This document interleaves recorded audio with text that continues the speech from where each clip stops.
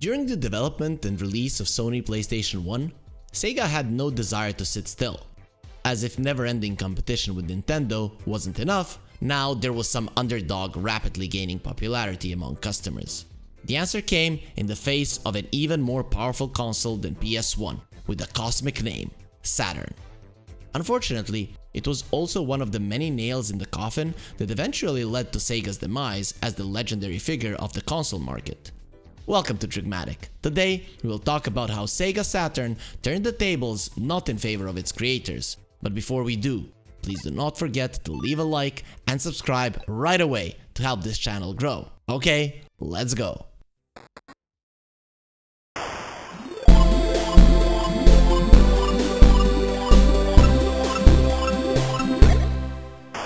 Last time we stopped at the moment where Sega Genesis have started to fade, and the company has come up with the move to develop extensions for the 16-bit console. The first of them, Mega CD, was focused on the possibility to use quality music and videos with discs. The whole thing could hardly be called a success. Genesis became flooded with low-quality rail shooters made as movies, and one of the extension's best exclusive games, Sonic CD, stuck to the classic gameplay of past games. Sure, it also had great music and cartoonish cutscenes, but what made the game memorable were not these innovations. Rather, it was just a masterfully made Sonic. The not-so-successful Mega CD experiment, along with the release of the successful 3D Sega games Virtua Racing and Virtua Fighter, prompted the company to update. The Japanese and American Sega divisions simultaneously started developing the new Sega Saturn game console, for which we have gathered here today, and an extension for Genesis titles, Sega 32X. It added some power to the console, allowing it to run more technologically advanced games. The extension was supposed to come out before Saturn, but because of the delays, it was released practically alongside with the console. This was yet another fail for Sega, for an obvious reason. Why buy an upgrade for an already outdated Mega Drive when the new console has just come out? And it's about time I got to it as well. The development of Saturn wasn't going smoothly. At first, the console's hardware wasn't as powerful and was unable to display 3D graphics the way it should have. Then, the technical characteristics of PS1 were published, and rumor has it that it was because of them Sega's management got so outraged that they insisted that Saturn should get an upgrade. All of it resulted in the console's monstrous design. Several connected processors and 3 video chips with different functions which together were capable of stunning performance. Unfortunately, this became the main issue for game developers, because they had to find an approach to such overcomplicated hardware, and nobody knew how to work with it. And trust me, when game developers can't understand how to make games for your console, you have some really serious problems. Anyway, Sega Saturn hit the stores at the end of 1994, and was even successful at first, largely thanks to the advertising campaign, which I can't help telling you about. The thing is that to promote Saturn in Japan, they came up with a wonderful mascot named Sagara Sanshiro. The premise of these commercials was simple. People would do whatever they do on the daily basis, when suddenly an epic fighter named Sagara would appear and start tossing them around, telling them that they were compelled to play Sega Saturn. Then all hell broke loose. Sagara would outrun a skater on foot, fight an army of zombies, give out the new console as Santa Claus. The man even had his own theme song. As a rule, this madness was somehow related to the particular Sega Saturn game that was being advertised at the time.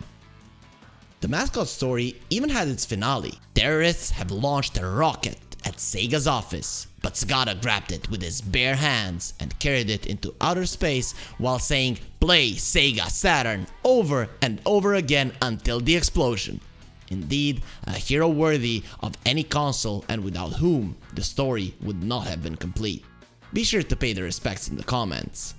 But if Saturn was doing quite well in Japan, in the US, it was a total disaster. By the time of the American release, Sega had been long since at war with Sony, and their presentations happened at the same E3 1995.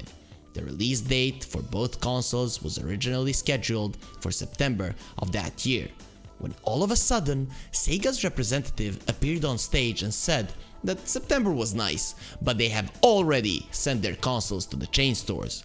You just had to go and purchase one.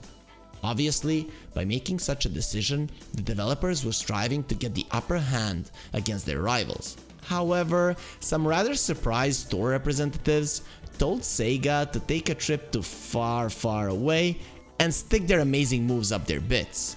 At the same time, all of this has significantly reduced both the amount of advertising and the starting lineup of games which were still supposed to be released in September. The final blow was landed by Sony's presentation, the best one in their history. They listened attentively to Sega with their $400 for the console, all the announcements, benefits, and this charming decision to rush. And then the company's CEO came on stage, looked at the audience and named a single number, $299, and left, accompanied by a mad round of applause. You don't even need to look at the sales numbers, which only confirmed the defeat. However, the financial disaster doesn't mean that the console didn't have any great games. Let's start with the already mentioned Virtua Fighter, which made its way right to home consoles after the success on arcade machines. As you can probably tell, this is a three-dimensional fighting game, the first one of its kind. Even on the 1993 arcade machines, the game offered a square but quite acceptable 3D graphics and gameplay, which was dynamic even by Tekken standards. By the way, the release of the first Tekken was a year away. By the time of the Sega Saturn release in 1995, Virtua Fighter had slightly spruced up the graphics and got rid of several technical issues. The gameplay rules were standard for the genre. Players fight using various techniques and have to either completely deplete the enemy's health bar or throw him out of the arena. You could choose from a total of 8 fighters and a few almost identical arenas, which was not quite much by the standards of modern fightings. Though back in the day, this was more than enough. To summarize the essence of Virtua Fighter, it was one of the trailblazers, so it was technically simple for players and literally laid the foundations of the future 3D fightings. Today, the game will probably seem way too primitive, and perhaps the only reason to try it out is for the history's sake. But at the time of its release, it was definitely a technological breakthrough. Truth be told, many Saturn games suffered from a kind of primitiveness, and not because of poor quality, but because the 3D era was only beginning back then. Developers had to learn from something, and their experiments were not always successful.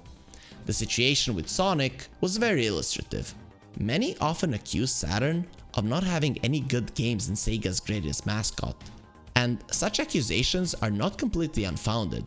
Sonic Extreme, a groundbreaking 3D game, was in development as the console's exclusive. It was supposed to have full 3D, bizarre locations, a whole army of various enemies, and much, much more. But the game ended up in a production hell and didn't come out at all. Instead of Extreme, the console was left with Sonic 3D Blast, a game transferred from Sega Genesis, and with a collection of other games from the same console called Sonic Jam. In the end, Saturn's only exclusive was Sonic R racing game. It would seem that racing genre fits the adventures of the Supersonic Hedgehog perfectly. As future games have shown, this genre indeed fits quite well, but the developers were simply unable to slay the third dimension. The character control was very inconvenient, and the game's physics only made the situation worse. As a result, the player usually spent first couple of hours stumbling at walls and trying to find the right way. Moreover, the game was ridiculously small. Just 10 characters and 4 tracks with only a couple of activities worth doing on them? But to be fair, it must be said that the game looked colorful and unusual. Personally, I would also name its fun soundtrack as one of its strong sides.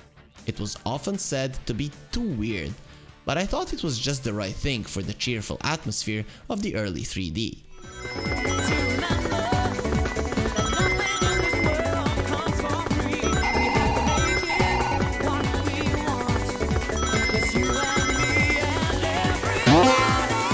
Sonic's transition to Saturn and the 3 dimensions did not go well. As PlayStation's example has already shown us, if there's a gap, something will fill it, especially the gap of a console mascot. If you missed our video about PS1, I strongly recommend you take a look. Here, it was the creators of Sonic who saved the day by making a new game called Nights into Dreams. The game synopsis is pretty simple. The protagonists, Elliot and Clarice, fight nightmares in the dream world with the assistance of the Dreamkeeper named Knights. The player has to fly around the level, collecting bright multicolored spheres, and fight the boss once the collecting is finished. Sounds simple, but this is the case where there's no need for artificial complications. The gameplay is done well enough to keep the player engaged without snowing him under loads of various mechanics. But the game's length was rather disappointing. All 7 levels, including the final one, took 3 to 4 hours tops. Partially, this problem was solved by the add-on called Christmas Nights, which was distributed on an additional disc. In it, you were able to find 2 modified levels, various Christmas content, and even a Sonic minigame. The add-on was aware of the current date and offered even more surprises, such as the ability to use Knight's adversary named Rila as a playable character when the game is launched on April 1st. By the way, now you can try Nights into Dreams with its add-on without the struggles to find SEGA Saturn, because the game was ported to a number of current platforms, which I was extremely happy about. But at the dawn of the 3D era, there were other games besides simple ones. If you wanted action, fights, and shootouts, which SEGA has already been known for, it was worth to take a look at Saturn's Die Hard Arcade. It's a 3-dimensional beat-em-up, the first one in history. I'm pretty sure you already noticed that we are constantly stumbling upon pioneer games in this video. Die Hard Arcade was based on the movie Die Hard.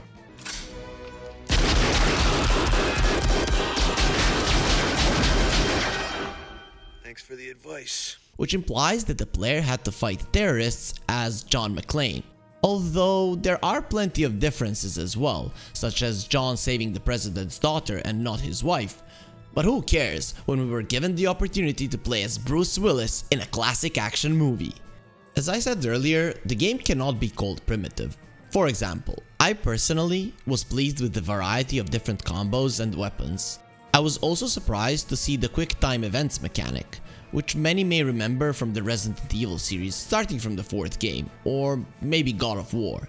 The mechanic consisted of buttons that would appear on screen, and if you didn't manage to press them all in time, you would lose a part of your health bar. Such a simplistic feature made the game more cinematic and added to the immersion. It was interesting to find this feature in a 1996 game. I kid you not, but it is also a fairly short game. It's almost as if developing projects for Saturn exhausted the hell out of the developers. As for Die Hard, this adventure required less time to beat than to watch the movie, about an hour. But as with the previous game, the process was fun and definitely worth it.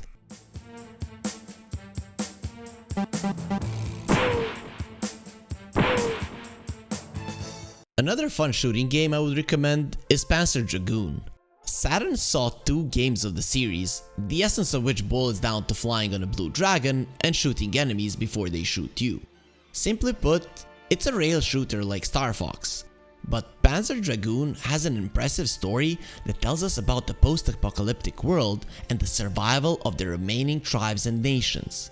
The story is told through loading screens between levels, which, together with the ambience of the in-game world and melodic soundtrack, makes you dive into the game.